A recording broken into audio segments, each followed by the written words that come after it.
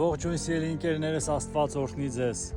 Սաղմոս 2-ն այսպես է ասում. Գոհություն մատուցանողը ինձ պիտի փառավորե։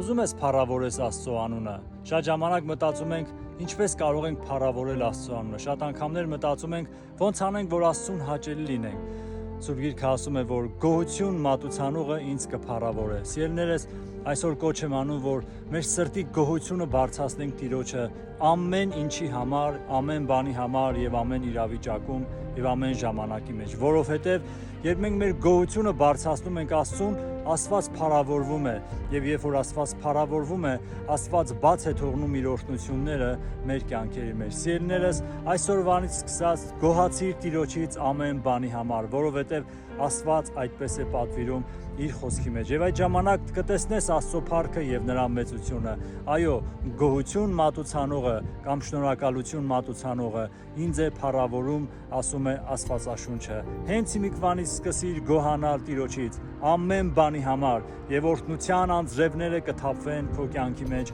Տեր Հիսուսի զորավոր անունով։ Ամեն։